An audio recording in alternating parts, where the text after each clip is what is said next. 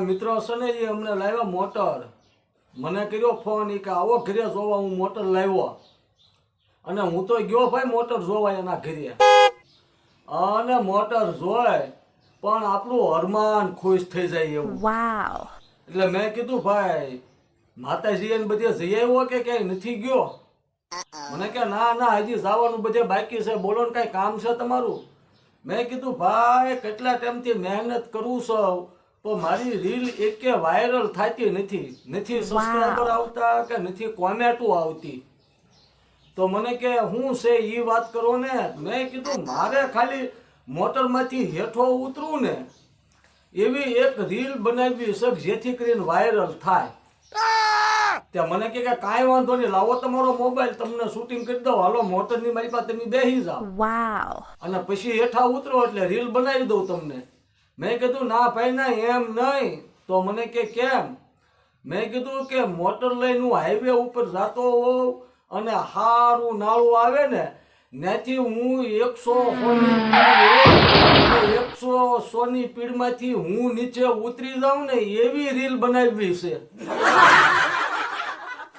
પછી તો એને સંબંધ તૂટી ગયો. આપણે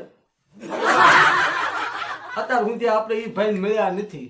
એને સંબંધ ના તોડ્યો, આપણે તોડી નાખ્યો રીલ બનાવવા. તો અરે હમણાં એક મારીએ સુરત ફોન કર્યો અને બરોબર મારીના દીકરીઓ એટલે કે નાના દીકરાએ ફોન ઉપાડ્યો. મારીએ કીધું તાર દાદા શું કરે? ઓલા દીકરીએ કીધું કે મારા દાદા ઓકે છે. ત્યાં મારી કે તો 2 દાણા મીઠું એના મોઢામાં નાખી એને ઉલટી બંધ થઈ જાય. કોણ સમજાવે? અને મોબાઈલ તો મોબાઈલ જ છે હો ભાઈ. હમણાં એક મારા મિત્રોના ઘરે હું ગયો ને, મને કે આવજો ને ચા પાણી પીવા. હું ચા પાણી પીવા ગયો ને ભાઈ, બહાર બેઠો સોફે, ચા આવી નહીં. એટલે મેં કીધું આને ચાને કેટલીક વાર લાગશે? એટલે બાજુમાં રસોડું હતું, હું આમ ડોકાણો બારી હતી. ત્યાં તો એ મારા મિત્રોના વાઈફ હતા ને, એનો એક હાથ આમ રહી ગયેલો. મેં કીધું ભારે કરી વાવ. આ બેનને કાંઈક સોંટ લાગ્યો કે કાંઈ લકવા થઈ ગયો? એટલે મેં મારા મિત્રોને કીધું ભાઈ બેનને કાંઈક થઈ ગયું લાગે, જો એનો હાથ આમ લાંબો રહ્યો, સોંટ લાગ્યો હશે, હું થયું કાંઈ ખબર નથી, હાથ તો જોવો તમે એનો.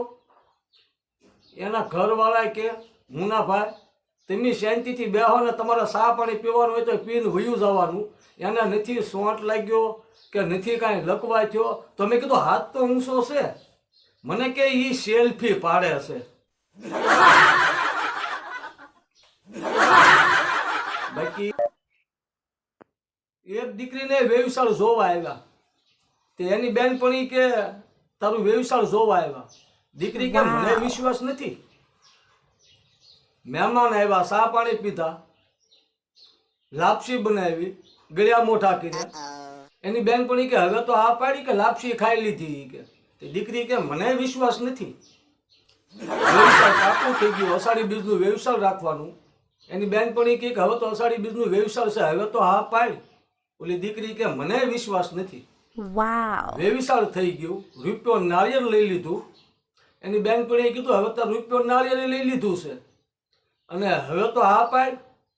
તે દીકરી કે હજી જાન ક્યાં આવી? મને વિશ્વાસ નથી. કે એમ કરીને મા મહિનો આવ્યો, દીકરીના લગ્ન લીધા. એ કે તારા લગ્ન લીધા, હવે તો હા પાડ. એ કે મને વિશ્વાસ નથી. લગ્ન લઈ લીધા, લગ્ન લખી નાખ્યા, ગણે બેહારી દીધા અને જાન આવવાની તૈયારી. અને બરોબર જાન આવી એટલે પાછી એની બેનપણીએ કીધું ઈ કે હવે તો આ પાડ, જાન આવી ગઈ છે. ઈ કે ગામના ગોંદરે. આ દીકરી કે મને વિશ્વાસ નથી.